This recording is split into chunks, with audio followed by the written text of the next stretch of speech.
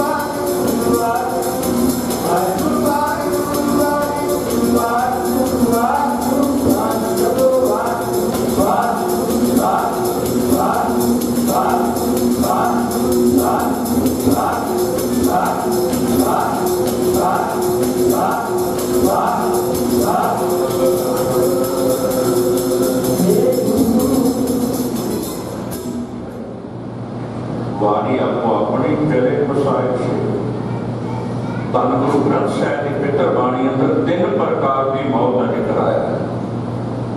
पहली है शरीरक मौत जी सारिया नाल कबीर पैगंबर आदि अवतार है सारा होनी है। दूसरी मौत के शरीर में सवार कर रहे हैं आप कहांगे बंदा जी रहा है पर नाम भुलिया होया इसनों कहते हैं आत्मा मौत जिउंदिया मरिया होया। तीसरी मौत किसी भागा वाले नसीब होती है। शरीर के रहते शब्द में डुब के इतनी कमाई करे जिउंदिया मैं अपने बेली मिट जाए। यह है सदीवी जीवन, इसमें कोई मार नहीं सके। पहले प्रकार की मौत बारे बाबा फरीद कहते हैं 3.5 मन रेवड़ी चल पानी है आयो बंदा दुनिया में वादे सोनी मन मल कर मौज आपसी सब दरवाजे बंद देना प्यारिया भाइया कह दिता बंद वेखो बंदा चलिया क्यों डरिया देखा फरीदा अमर के कहते दुनिया में डर गया आएगा अगे जाके चंगे नवेड़े चंगा प्रैक्टिकल जीवन अगे था उसने दबानी है सब। इससे बहुत बारे साहब कह के बाणी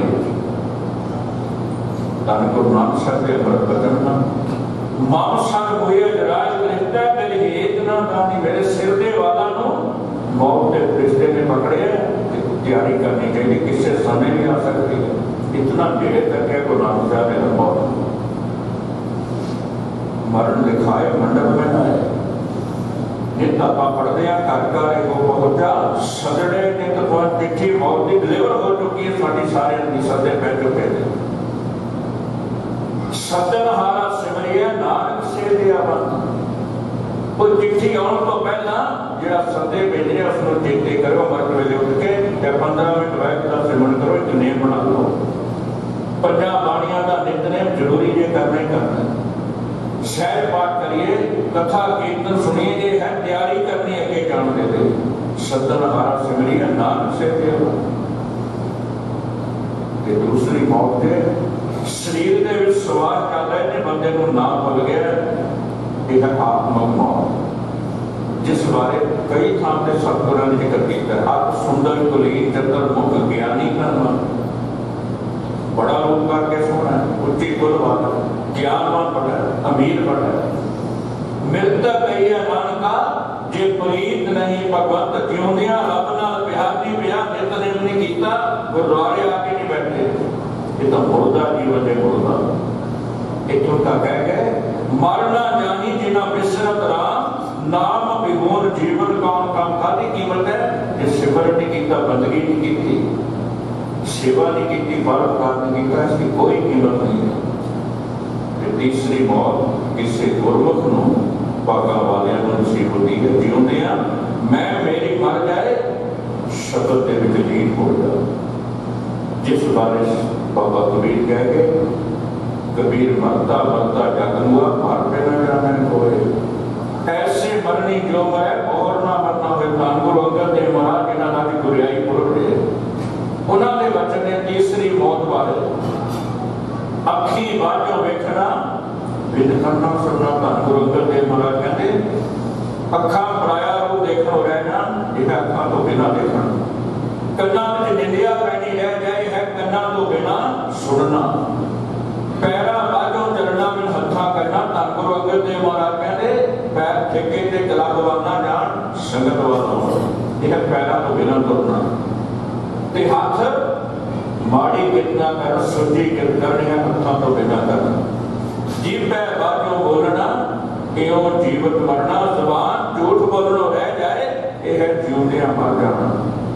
नानक हुक्म पछाण के तो खसम मिलना।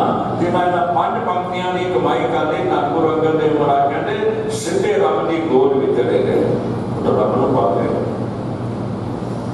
इससे मौत बारे धन गुरु अमरदास जी ने वचन है, क्या जाना कि मरेंगे कैसा मरना हुए, जेकर साहे मनो न विसरे ना सहजा मरना हो। मरने ते जग डरै, जीविया लोड़ै सब कोई।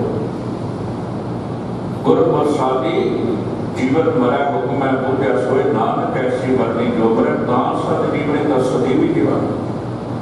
कौन मारेगा इसमें? शब्द कहते कद की माई भाप कद के रहे। मां पे पता नहीं कितने समय तो साढ़े नाल चल रहे हैं, कितों थामों आने पता नहीं असी कितों आए हैं।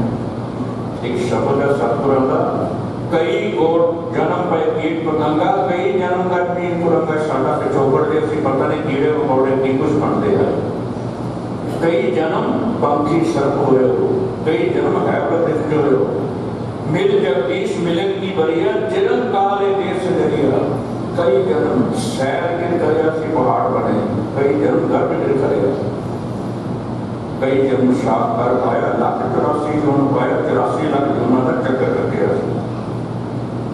बाबा कबीर जी का वचन है, कबीर मानस जन्म दुर्लभ है, कोई ना बारे बारे मुड़ के वार वार नहीं मिलना। बड़ी औखी तरह मिले जो वन फल पाके मोई गिरे, बोहर ना लागे डाल। डाली नालों फल टुट के जमीन ते डिग जाए, मुड़ के नहीं लगेगा।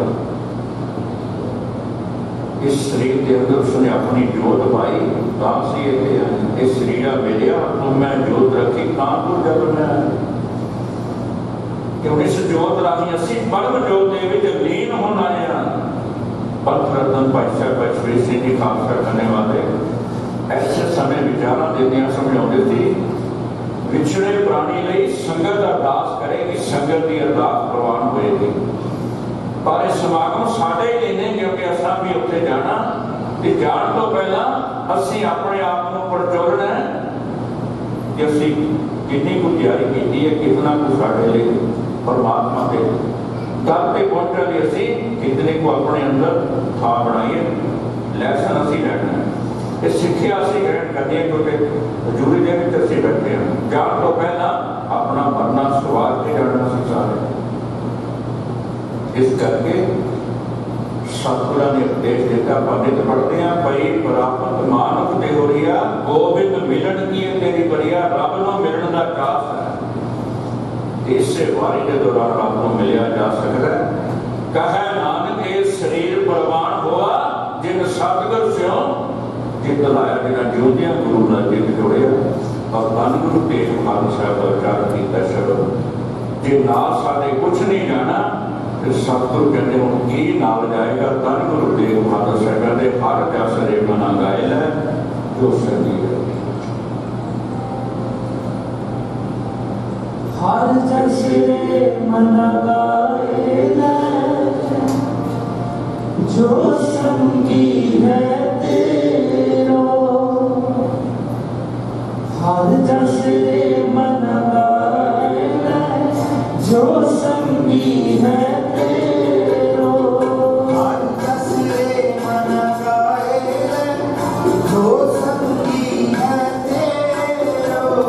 हर जस रे मन गायल जो संगी है तेरो। हर जस रे मन गायल जो संगी है तेरो। जो संगी है तेरो। जो संगी है तेरो। जो संगी है तेरो। जो संगी है तेरो। हर जस रे मन गायल जो संगी है तेरो। हर जस रे मन है तेरो। हर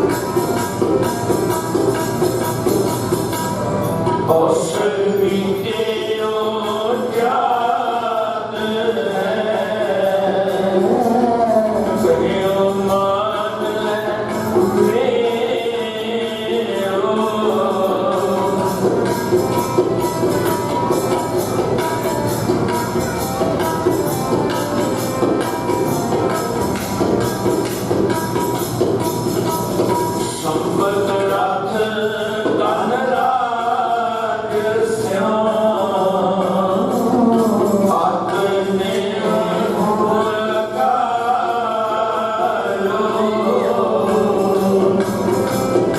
रे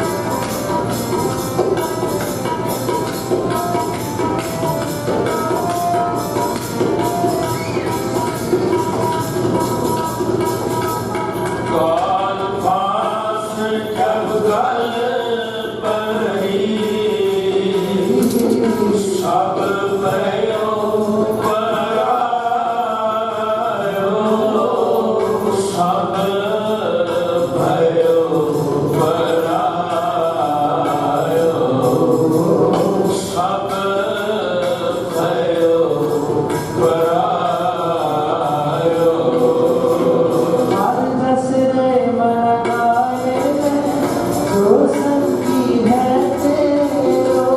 हर जस रे मन गायल जो संगी है तेरो। हर जस रे मन गायल जो संगी है तेरो। हर जस रे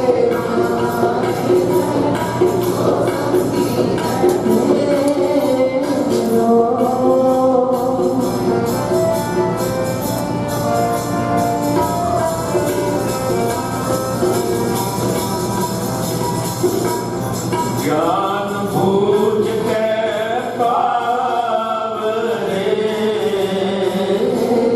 तैं काज बिगाड़े हो।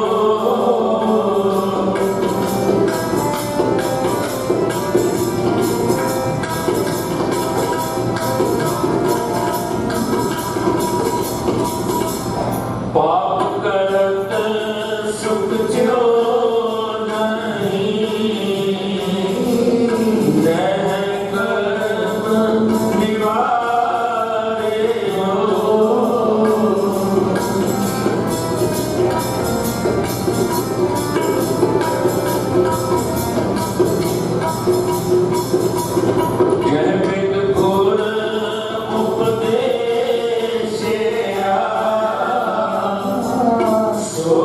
सुन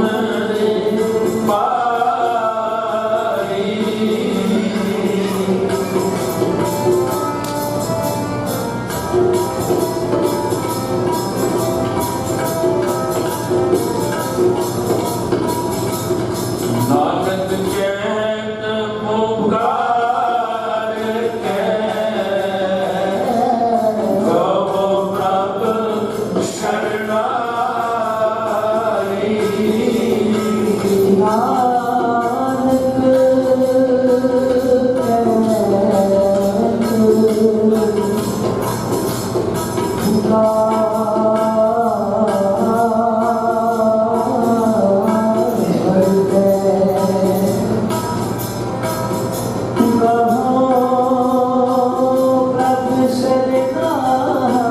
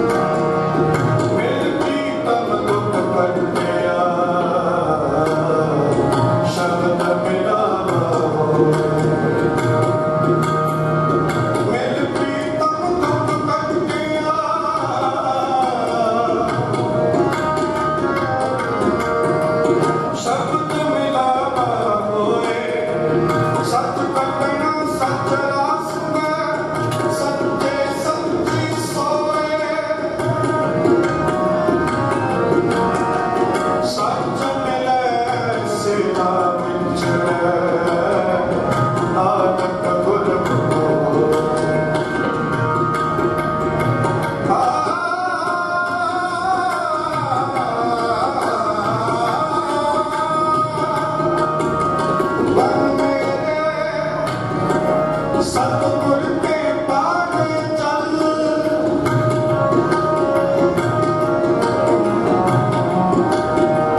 मन मेरे सतगुर के पाने चल निज कर बसे अमृत पीवे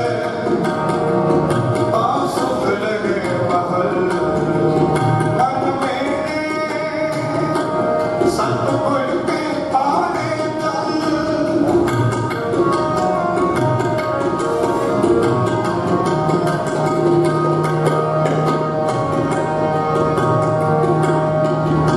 आदम जान एक खेल बनाया आगे अकाली की माया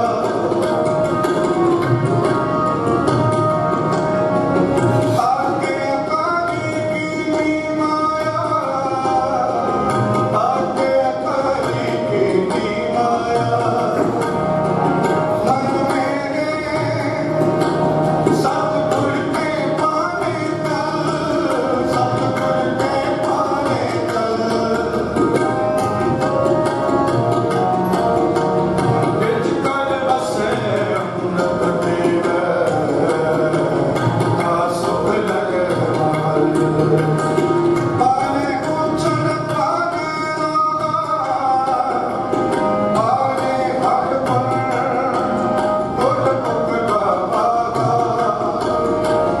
पाने परम पवे बहुतुनी सब कित तिसे रचाई जियो सब कित तिसे रचाई जियो मन मेरे सतगुर के पाने चल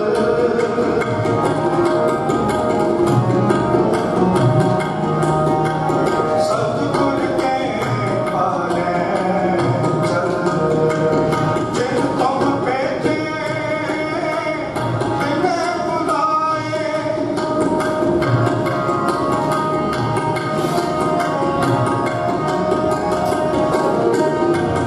जिन तुम भेजे बिना बुलाए सुख सहज शक्ति भर आओ मन मेरे सतगुर के पाने चल सतगुर के पाने चल रानी तुम आया ना पाने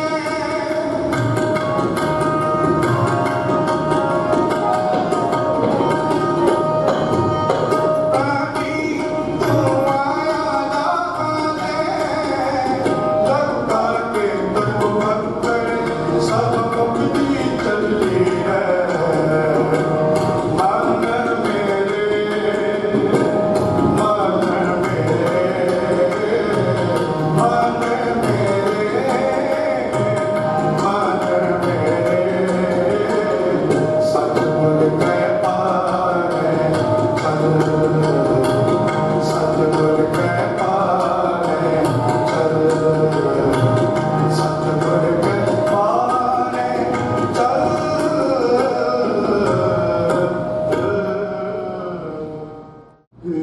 ਬਾਣਿਆਂ ਦੇ ਬਾਣ ਨਿਤਾਣਿਆਂ ਦੇ ਤਾਣ ਨਿਉਟਿਆਂ ਦੀ ਓਟ ਧੰਨ ਧੰਨ ਸ੍ਰੀ ਗੁਰੂ ਹਰਿਰਾਏ ਸਾਹਿਬ ਜੀਓ ਆਪ ਜੀ ਦੇ ਪਾਵਨ ਪਵਿੱਤਰ ਅਸਥਾਨ ਗੁਰਦੁਆਰਾ ਸ੍ਰੀ ਅੰਬ ਸਾਹਿਬ ਜੀ ਵਿਖੇ ਧੰਨ ਧੰਨ ਸਤਿਗੁਰੂ ਸ੍ਰੀ ਗੁਰੂ ਗ੍ਰੰਥ ਸਾਹਿਬ ਜੀ ਮਹਾਰਾਜ ਆਪ ਜੀ ਦੇ ਹਜ਼ੂਰ ਅਰਦਾਸ ਬੇਨਤੀ ਹੈ ਗਰੀਬ ਨਵਾਜ ਆਪ ਜੀ ਦਾ ਫਰਮਾਨ ਹੈ ਜਿਹਾ ਚੀਰੀ ਲਿਖਿਆ ਤੇਹਾ ਹੁਕਮ ਕਮਾਏ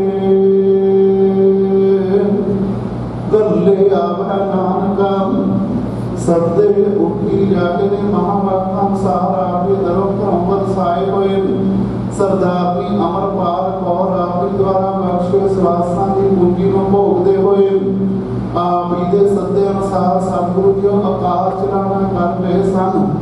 ਸਰਦਾਰਨੀ ਅਮਰਪਾਲ ਕੌਰ ਜੀ ਦੀ ਆਤਮਾ ਦੀ ਸ਼ਾਂਤੀ ਦੇ ਲਈ ਭਲੇ ਲਈ ਬਾਦਸ਼ਾਹ ਜੀ ਆਪ ਜੀ ਦੀ ਹਜ਼ੂਰੀ ਵਿੱਚ ਸਮਾਗਮ ਹੋਏ ਸਤਿਗੁਰੂ ਜੀ ਸ਼ਬਦ ਕੀਰਤਨ ਗੁਰਮਤਿ ਵਿਚਾਰਾਂ ਆਨੰਦ ਸਾਹਿਬ ਜੀ ਦੀ ਅਰਦਾਸ ਅੱਖਰ ਵਾਧਾ ਘਾਟਾ ਭੁੱਲ ਚੁੱਕ ਮੁਆਫ ਕਰਨੀ ਜੀ।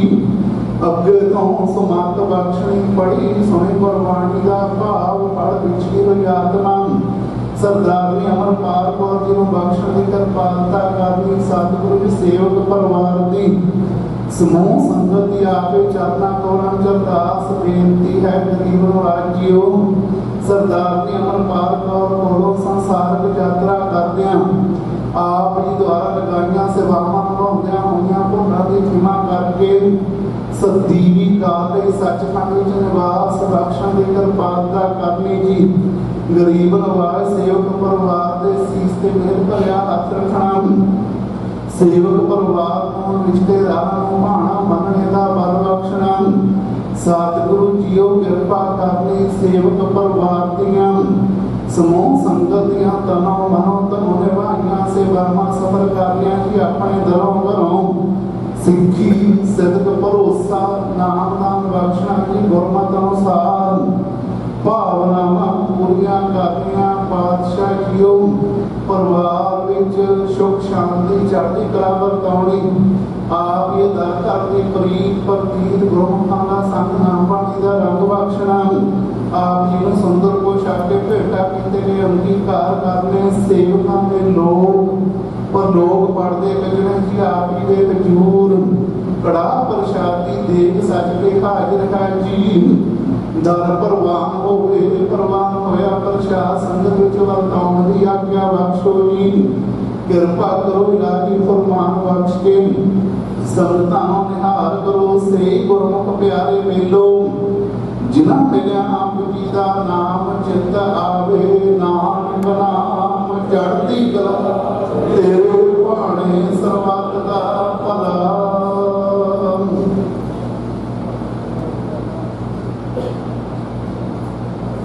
ਵਾਹਿਗੁਰੂ ਜੀ ਕਾ ਖਾਲਸਾ ਵਾਹਿਗੁਰੂ ਜੀ ਕੀ ਫਤਿਹ। ਰਾਗ ਸੂਹੀ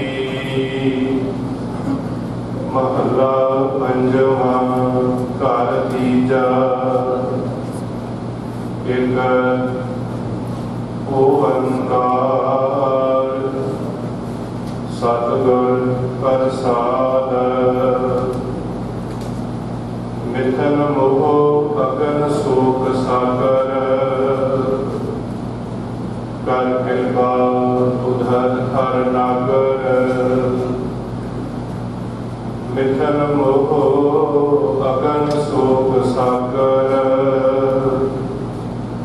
ਕਰ ਕਿਰਪਾ ਉਧਰ ਹਰ ਨਾਗਰ। ਚਰਨ ਕਮਲ ਸਰਨਾਏ ਨਰੈਣ ਦੀਨਾਨਾਥ ਭਗਤ ਰਾਇਣ। ਰਹਾਉ ਅਨਾਥਾਂ ਨਾਥ ਭਗਤ ਭੈ ਭੇਟਣ। ਸਾਧ ਸੰਗ ਜਮਦੂਤ ਨਾ ਭੇਟਣ। ਜੀਵਨ ਰੂਪ ਅਨੂਪ ਦਇਆਲਾ ਰਵਣ ਗੁਣਾ ਕਟਿਐ ਜਨ ਜਾਲਾ। ਅੰਮ੍ਰਿਤ ਨਾਮ ਰਸਨ ਨਿਤ ਜਾਪੈ। ਰੋਗ ਰੂਪ ਮਾਇਆ ਨਾ ਵਿਆਪੈ। ਜਪ ਗੋਬਿੰਦ ਸੰਗੀ ਸਭ ਤਾਰੇ। ਉਪਤ ਨਾਹੀ ਪੰਚ ਬਟਵਾਰੇ। ਮਨ ਬਚ ਕਰਮ ਪ੍ਰਭ ਏਕ ਧਿਆਏ। ਸਰਬ ਫਲਾ ਸੋਈ ਜਨ ਪਾਏ। ਤਾਰ ਅਨੁਗ੍ਰਹ ਆਪਣਾ ਪ੍ਰਭ ਕੀਨਾ। ਕੇਵਲ ਨਾਮ ਭਗਤ ਰਸ ਦੀਨਾ। ਆਦ ਮਧ ਅੰਤ ਪ੍ਰਭ ਸੋਈ। ਨਾਨਕ ਇਸ ਬਿਨ ਅਵਰ ਨਾ ਹੋਈ। ਆਦ ਮਧ ਅੰਤ ਪ੍ਰਭ ਸੋਈ। ਨਾਨਕ तिस बिन अवर ना कोई। वाहेगुरु जी का खालसा वाहेगुरु जी की फतेह। गुरु प्यारी साध संगत, सत्कारयोग सरदार मनजीत सिंह जी सेठी, उन्होंने जीवन साथी देवी अमरपाल कौर जी, जो संसार के मनुखा जन्म अकाल पुरख की बख्शिश लैके आए, जिन्ना समा वैगुरू ने बख्शिश किया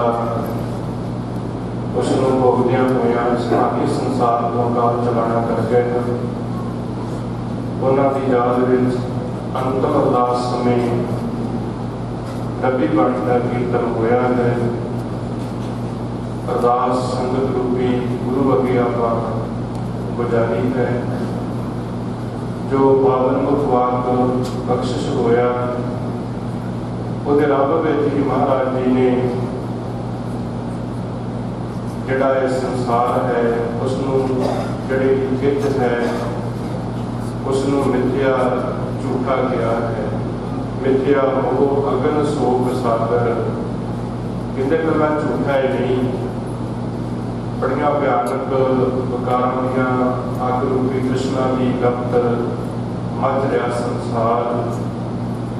कर कृपा उदर हर नागर बेनती है वैगुरू साडा बचाव करना, क्योंकि साडे कोल ना कोई जप तप है ना कोई बंदगी है, ते साडा जिहड़ा जीवन का ढंग है वो भी बड़ा लो लैवल का है। साध संगत पंचम पातशाह ने साडी तर्जमानी की, रोज आपां उसनूं याद करते हैं।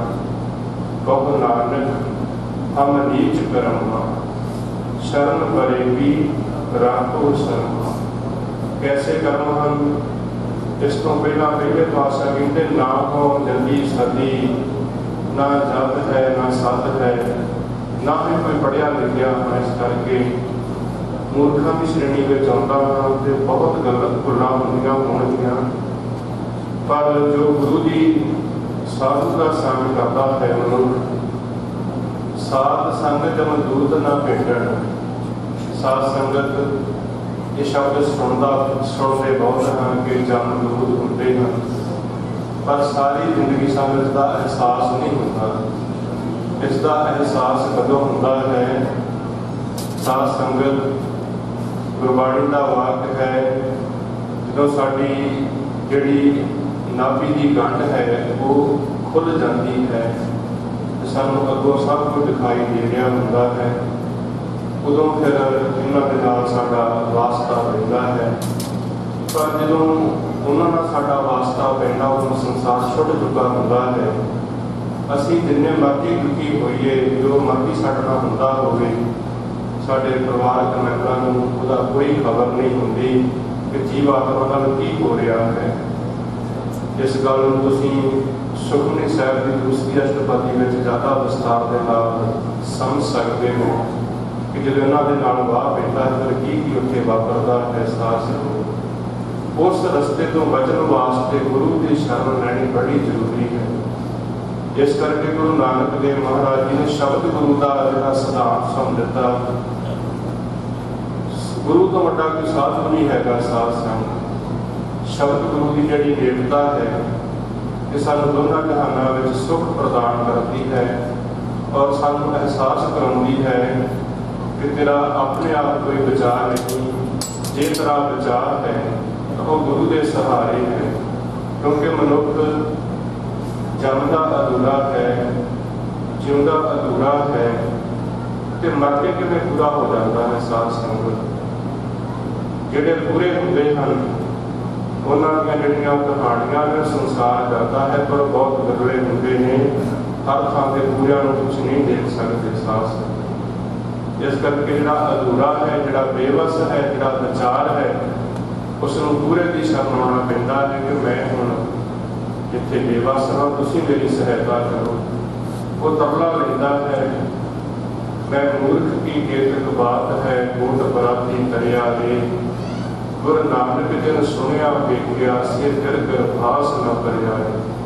ਸਾਧ ਸੰਗਤ, ਇਹਨਾਂ ਧਾਰਮਿਕ ਸਮਾਗਮ ਜਿਹੜੇ ਆਪਾਂ ਕਰਦੇ ਹਾਂ, ਇਹਨਾਂ ਦਾ ਜਿਹੜਾ ਮਨੋਰਥ ਹੈ ਉਹ ਇਹੀ ਹੈ ਕਿ ਸਾਡੇ ਸੱਚੇ ਦਿਲ ਤੋਂ ਨਿਮਰਤਾ ਵਿੱਚ ਰਹਿ ਕੇ ਅਰਦਾਸ ਹੋ ਸਕੇ, ਕਿਉਂਕਿ ਇਹ ਬੜਾ ਜ਼ਰੂਰੀ ਹੈ ਕਿ ਜਿਹੜੀ ਹਉਮੈ ਨੂੰ ਛੱਡ ਕੇ ਤਰਲਾ ਲੈਣਾ ਕਿਸੇ ਅੱਗੇ, ਜਿਸ ਅੱਗੇ ਅਸੀਂ ਖੜ ਕੇ ਅਰਦਾਸ ਕਰਦੇ ਹਾਂ। ਸਾਧ ਸੰਗਤ, ਇਹ ਅੰਤਰਜਾਮੀ ਸਤਿਗੁਰੂ ਹੈ, ਹਰ ਦਿਲ ਦੀ ਜਾਣਨਹਾਰ ਹੈ। ਅਸੀਂ ਜੇ ਆਪਣੇ ਕਰਨੀ ਤੇ ਮਾਣ ਕਰਕੇ ਵੀ ਜੇ ਅਸੀਂ ਬਚ ਸਕਦੇ ਹਾਂ, ਇਸ ਤਰ੍ਹਾਂ ਨਹੀਂ ਹੋ ਸਕਦਾ। ਅਸੀਂ ਸਾਰੇ ਹੀ ਅਧੂਰੇ ਹਾਂ ਔਰ ਗੁਰੂ ਸਾਡਾ ਪੂਰਾ ਹੈ। ਮਹਾਰਾਜ ਕਿਰਪਾ ਕਰਨ, ਬੀਬੀ ਅਮਰਪਾਲ ਕੌਰ ਜੀ ਨੂੰ ਆਪਣੇ ਚਰਨਾਂ ਵਿੱਚ ਨਿਵਾਸ ਬਖਸ਼ਣ ਔਰ ਪਿੱਛੇ ਸਰਦਾਰ ਮਨਜੀਤ ਸਿੰਘ ਸੇਠ ਜੀ ਉਹਨਾਂ ਦਾ ਬਾਤ ਪਰਿਵਾਰ, ਮਹਾਰਾਜ ਉਹਨਾਂ ਨੂੰ ਜਿਹੜਾ ਆਉਣ ਵਾਲਾ ਸਮਾਂ ਹੈ ਉਹ ਫਿਰ ਸਹਾਰਾ ਦੇਣ, ਸ਼ਬਦ ਦਾ ਗਰੀਬ ਨਵਾਜ ਔਰ ਘਰ ਪਰਿਵਾਰ ਵਿੱਚ ਸੁਖ ਸ਼ਾਂਤੀ ਦੀ ਦਾਤ ਬਖਸ਼ਿਸ਼ ਕਰਨ। ਬਹੁਤਾਤ ਸੰਗਤ ਸੇਠੀ ਸਾਹਿਬ ਦੇ ਪਿਆਰ ਦਾ ਇਹ ਸਬੂਤ ਹੈ ਕਿ ਉਹਨਾਂ ਦਾ ਜੀਵਨ ਕੈਸਾ ਪਰਉਪਕਾਰੀ ਹੈ। ਬਹੁਤਾਤ ਸੰਗਤਾਂ ਪਹੁੰਚੀਆਂ ਹਨ ਤੇ ਜਿਹੜਾ ਹੁਣ ਅਗਲਾ ਪ੍ਰੋਗਰਾਮ ਹੈ ਰਾਜਪਾਲ ਸਿੰਘ ਜੀ ਅਨਾਉਂਸ ਕਰਨਗੇ। ਤੋ ਉਸ ਤੋਂ ਬਾਅਦ ਫਿਰ ਗੁਰੂ ਦਾ ਲੰਗਰ ਵੀ ਚੱਲ ਰਿਹਾ ਹੈ। ਸਾਧ ਸੰਗਤ, ਅਗਲਾ ਪ੍ਰੋਗਰਾਮ ਰਾਜਪਾਲ ਸਿੰਘ ਅਨਾਉਂਸ ਕਰ। ਅੱਜ ਅਸੀਂ ਸ਼੍ਰੀਮਤੀ ਮਾਤਾ ਅਮਰਪਾਲ ਕੌਰ ਜੀ ਦੀ ਅੰਤਿਮ ਅਰਦਾਸ ਵਿੱਚ ਜੁੜੇ ਹਾਂ। ਸਤਿਗੁਰੂ ਮਿਹਰ ਕਰਨ, ਵਿਛੜੀ ਹੋਈ ਆਤਮਾ ਨੂੰ ਆਪਣੇ ਚਰਨਾਂ ਵਿੱਚ ਨਿਵਾਸ ਬਖਸ਼ਿਸ਼ ਕਰਨ। ਪਰਿਵਾਰ ਵੱਲੋਂ ਆਈਆਂ ਹੋਈਆਂ ਸੰਗਤਾਂ ਦਾ ਤਹਿ ਦਿਲ ਤੋਂ ਧੰਨਵਾਦ ਕੀਤਾ ਜਾਂਦਾ ਹੈ। ਸਰਦਾਰ ਮਨਜੀਤ ਸਿੰਘ ਜੀ ਸੇਠੀ, ਉਹਨਾਂ ਵੱਲੋਂ ਆਈਆਂ ਹੋਈਆਂ ਸੰਗਤਾਂ ਦਾ ਤਹਿ ਦਿਲ ਤੋਂ ਧੰਨਵਾਦ। ਜਿਨ੍ਹਾਂ ਸੰਗਤਾਂ ਦੇ ਵਿੱਚ ਧਾਰਮਿਕ ਜਥੇਬੰਦੀਆਂ ਔਰ ਇਸ ਤੋਂ ਇਲਾਵਾ ਸਮਾਜਿਕ ਜਥੇਬੰਦੀਆਂ ਔਰ ਰਾਜਨੀਤਿਕ ਜਥੇਬੰਦੀਆਂ ਦੇ ਜਿਹੜੇ ਆਗੂ ਸਹਿਬਾਨ ਪਹੁੰਚੇ ਨੇ, ਸਭਨਾਂ ਦਾ ਪਰਿਵਾਰ ਵੱਲੋਂ ਤਹਿ ਦਿਲ ਤੋਂ ਧੰਨਵਾਦ ਕੀਤਾ ਜਾਂਦਾ ਹੈ। ਬੇਨਤੀ ਕਰਾਂ, ਸਰਦਾਰ ਸੁਖਦੇਵ ਸਿੰਘ ਜੀ ਭੌਰ, ਮੈਂਬਰ ਸ਼੍ਰੋਮਣੀ ਗੁਰਦੁਆਰਾ ਪ੍ਰਬੰਧਕ ਕਮੇਟੀ, ਸੰਗਤ ਨਾਲ ਵਿਚਾਰ ਸਾਂਝੇ ਕਰਨਗੇ ਔਰ ਪਰਿਵਾਰ ਵੱਲੋਂ ਸੰਗਤਾਂ ਦਾ ਧੰਨਵਾਦ ਕਰਨਗੇ ਜੀ। ਸਰਦਾਰ ਸੁਖਦੇਵ ਸਿੰਘ ਜੀ ਭੌਰ, ਮੈਂਬਰ ਸ਼੍ਰੋਮਣੀ ਗੁਰਦੁਆਰਾ ਪ੍ਰਬੰਧਕ ਕਮੇਟੀ। ਵਾਹਿਗੁਰੂ ਜੀ ਕਾ ਖਾਲਸਾ, ਵਾਹਿਗੁਰੂ ਜੀ ਕਾ ਖਾਲਸਾ, ਵਾਹਿਗੁਰੂ ਜੀ ਕੀ ਫਤਿਹ। ਅਕਾਲ ਪੁਰਖ ਵਾਹਿਗੁਰੂ ਨੇ ਜਿੰਨਾ ਸਮਾਂ ਭੈਣ ਜੀ ਨੂੰ ਇਸ ਸੰਸਾਰ ਵਿੱਚ ਰਹਿਣ ਦੀ ਬਖਸ਼ਿਸ਼ ਕੀਤਾ ਸੀ, ਉਹਦੀ ਉਹ ਬਹੁਤ ਸੁਚੱਜੀ ਵਰਤੋਂ ਕਰਕੇ ਸਰੀਰਕ ਤੌਰ ਤੇ ਸਾਡੇ ਸਭ ਪਾਸੋਂ ਵਿਛੜ ਚੁੱਕੇ ਔਰ ਪਰਿਵਾਰ ਪੰਥ ਵੱਲੋਂ ਨਿਰਧਾਰਤ ਮਰਿਆਦਾ ਦਾ ਪਾਲਣ ਕਰਦਾ ਹੋਇਆ ਅੱਜ ਦਾ ਇਹ ਗੁਰਮਤਿ ਸਮਾਗਮ ਉਹਨਾਂ ਦੀ ਮਿੱਠੀ ਯਾਦ ਨੂੰ ਸਮਰਪਿਤ ਹੋ ਕੇ ਆਯੋਜਿਤ ਕਰ ਰਹੇ ਹਨ। ਔਰ ਇਸ ਸਮਾਗਮ ਦੇ ਦੌਰਾਨ ਬਹੁਤ ਸਿਆਣੇ ਸੂਝਵਾਨ ਰਾਗੀ ਸਿੰਘਾਂ ਨੇ ਸਤਿਗੁਰੂ ਸਾਹਿਬ ਜੀ ਦੀ ਬਾਣੀ ਦੇ ਫਰਮਾਨ ਨੂੰ ਸੰਗਤਾਂ ਨਾਲ ਸਾਂਝਾ ਕਰਦੇ ਹਨ ਸਾਨੂੰ ਵੀ ਆਪਣੇ ਜੀਵਨ ਸਵਾਰਨ ਦੀ ਪ੍ਰੇਰਨਾ ਦਿੱਤੀ। ਜ਼ਿੰਦਗੀ ਤੇ ਮੌਤ ਦੀ ਜੇ ਮਨੁੱਖੀ ਪਰਿਭਾਸ਼ਾ ਪੜ੍ਹ ਲਈ ਜਾਵੇ ਤੇ ਬੜਾ ਵੱਡਾ ਦੁੱਖ, ਪਰੰਤੂ ਜੇ ਇਸੇ ਪਰਿਭਾਸ਼ਾ ਨੂੰ ਗੁਰਮਤਿ ਦੀ ਕਸੌਟੀ ਤੇ ਪਰਖ ਕੇ ਕੋਈ ਬੰਦਾ ਜ਼ਿੰਦਗੀ ਜਿਉਣ ਲੱਗ ਪਏ, ਫਿਰ ਭਾਣੇ ਵਿੱਚ ਰਹਿਣ ਦੀ ਜਾਂਚ ਲਈ ਆ ਜਾਂਦੀ। ਕਿਉਂਕਿ ਅਸੀਂ ਦੁਨੀਆਦਾਰ ਲੋਕ ਜੀਵਨ ਦੀ ਪਰਿਭਾਸ਼ਾ ਆਪਣੇ ਢੰਗ ਨਾਲ ਦਿੰਦੇ ਹਾਂ, ਗੁਰਮਤਿ ਦੀ ਪਰਿਭਾਸ਼ਾ ਹੋਰ ਤਰ੍ਹਾਂ। ਤੇ ਸਿੱਖ ਨੇ ਜਦੋਂ ਵੀ ਕਿਸੇ ਦੁੱਖ ਤੇ ਸੁੱਖ ਦੀ ਨਿਵਰਤੀ ਕਰਨੀ ਹੁੰਦੀ ਹੈ, ਉਹਨੂੰ ਹੁਕਮ ਹੈ ਕਿ ਉਸਨੇ ਆਪਣੇ ਹਰ ਕਾਰਜ ਨੂੰ ਗੁਰਮਤਿ ਦੀ ਕਸੌਟੀ ਤੇ ਪਰਖਣਾ। ਅਸੀਂ ਉਸ ਵਿਅਕਤੀ ਨੂੰ ਜੀਵਨ ਸਮਝ ਲੈਂਦੇ ਹਾਂ ਜਿਹਦੇ ਸਾਹ ਚੱਲਦੇ ਨੇ, ਨਬਜ਼ ਥਰਥਰਾਉਂਦੀ ਹੈ, ਅੱਖਾਂ ਦੇਖਦੀਆਂ ਨੇ, ਕੰਨ ਸੁਣਦੇ ਨੇ, ਹੱਥ ਪੈਰ ਚੱਲਦੇ ਨੇ। ਅਸੀਂ ਕਹਿੰਦੇ ਇਹ ਵਿਅਕਤੀ ਜੀਵਨ ਹੈ। ਗੁਰਮਤਿ ਦੀ ਪਰਿਭਾਸ਼ਾ ਵਿੱਚ ਐਸੇ ਵਿਅਕਤੀ ਨੂੰ ਜੀਵਨ ਨਹੀਂ ਕਿਹਾ ਗਿਆ। ਗੁਰਮਤਿ ਦੀ ਪਰਿਭਾਸ਼ਾ ਵਿੱਚ ਇਹ ਕਿਹਾ ਗਿਆ, ਸੋ ਜੀਵਿਆ ਜਿਸ ਮਨ ਵਸਿਆ ਸੋਏ ਨਾਨਕ ਅਵਰ ਨਾ ਜੀਵੈ ਕੋਈ। ਜਿਉਂਦਾ ਕੇਵਲ ਉਹੀ ਹੈ ਜਿਹਦੀ ਸੁਰਤ ਗੁਰੂ ਦੇ ਚਰਨਾਂ ਨਾਲ ਜੁੜੀ ਹੋਈ, ਜਿਹਦੀ ਸੁਰਤ ਦਾ ਸੁਮੇਲ ਸਤਿਗੁਰੂ ਸਾਹਿਬ ਜੀ ਦੇ ਸ਼ਬਦ ਨਾਲ ਹੋ ਗਿਆ। ਇਸੇ ਕਰਕੇ ਅਸੀਂ ਕਹਿੰਦੇ ਹਾਂ ਕਿ ਮੌਤ ਤੇ ਰੱਬ ਨੂੰ ਹਮੇਸ਼ਾ ਚੇਤੇ ਰੱਖਣਾ ਚਾਹੀਦਾ। ਕਿਉਂ ਚੇਤੇ ਰੱਖਣਾ ਚਾਹੀਦਾ? ਜੇ ਮੌਤ ਦਾ ਭੈ ਹੋਵੇ ਤੇ ਵਿਅਕਤੀ ਹਰ ਜ਼ਿੰਦਗੀ ਦੇ ਇੱਕ ਇੱਕ ਪਲ ਨੂੰ ਸਹੀ ਢੰਗ ਨਾਲ ਖਰਚਣ ਦੀ, ਵਰਤਣ ਦੀ ਯੁਕਤ ਸੋਚਦਾ ਰਹਿੰਦਾ ਕਿ ਪਤਾ ਨਹੀਂ ਕਿਹੜੇ ਵੇਲੇ ਸਮਾਂ ਮੁੱਕ ਜਾਣਾ, ਕੋਈ ਐਸਾ ਚੰਗਾ ਕੰਮ ਕਰਕੇ ਜਾਵਾਂ ਜਿਹਦੇ ਨਾਲ ਸਮਾਜਿਕ ਤੌਰ ਤੇ, ਪਰਿਵਾਰਕ ਤੌਰ ਤੇ ਔਰ ਭਾਈਚਾਰਕ ਤੌਰ ਤੇ ਕੋਈ ਮਾਣ ਸਨਮਾਨ ਪ੍ਰਾਪਤ ਹੋ ਸਕੇ। ਤੇ ਕਈ ਲੋਕ ਇਸ ਸਮੇਂ ਨੂੰ ਵੀ ਵਿਅਰਥ ਗਵਾ ਦਿੰਦੇ ਨੇ। ਤੇ ਜਦੋਂ ਸੱਚੇ ਪਾਤਸ਼ਾਹ ਦੀ ਬਾਣੀ ਪੜ੍ਹਦੇ ਆ ਨਾ ਆਪਾਂ, ਇਹ ਐਸਾ ਦੁੱਖ ਹੈ, ਮੌਤ ਦਾ ਦੁੱਖ ਬੜਾ ਵੱਡਾ ਦੁੱਖ ਹੈ। ਮਨੁੱਖੀ ਜ਼ਿੰਦਗੀ ਦਾ ਸਭ ਤੋਂ ਭਿਆਨਕ ਚੈਪਟਰ ਜੇ ਕੋਈ ਹੈ ਤਾਂ ਮੌਤ ਹੈ। ਔਰ ਇਹ ਵੱਡੇ ਵੱਡੇ ਬਾਦਸ਼ਾਹ, ਮਹਾਰਾਜ ਬਾਣੀ ਕਹਿੰਦੇ ਨੇ, ਬਾਦਸ਼ਾਹ ਸ਼ਾਹ ਵਪਾਰੀ ਕਰਨਾ, ਜੋ ਵਿਸੈ ਸੋ ਕਰ ਲੈ ਕਰਨਾ, ਰਹਿਣ ਨਾ ਪਾਵੇ ਸੁਰ ਨਾ ਦੇਵਾ, ਊਟ ਸੁਧਾਰੇ ਕਰ ਗੁਣ ਜਨ ਸੇਵਾ। ਬਹੁਤ ਕੁਝ ਗੁਰਬਾਣੀ ਸਾਨੂੰ ਸਮਝਾਉਂਦੀ ਹੈ। ਤੇ ਜਦੋਂ ਅਸੀਂ ਆਪਣੀ ਜ਼ਿੰਦਗੀ ਦੇ ਹਰ ਪੱਖ ਨੂੰ ਗੁਰਮਤਿ ਅਨੁਸਾਰ ਜਿਉਣਾ ਸ਼ੁਰੂ ਕਰ ਦਿੰਦੇ ਹਾਂ, ਫਿਰ ਦੁੱਖ ਵੀ ਸੁੱਖ ਲੱਗਣ ਲੱਗ ਪੈਂਦੇ। ਬੜਾ ਵੱਡਾ ਇਹ ਦੁੱਖ ਹੈ, ਵਿਛੋੜੇ ਦਾ ਦੁੱਖ ਬੜਾ ਵੱਡਾ ਹੈ। ਪਰਿਵਾਰ ਦਾ ਮੋਢੀ ਤੁਰ ਜਾਏ ਔਰ ਪਰਿਵਾਰ ਦੀਆਂ ਸਾਰੀਆਂ ਜ਼ਿੰਮੇਵਾਰੀਆਂ ਤੇ ਪਰਿਵਾਰ ਦੀ ਪੂੰਜੀ ਘਰ ਦੀ ਮੁਖੀ ਔਰਤ ਹੁੰਦੀ ਹੈ।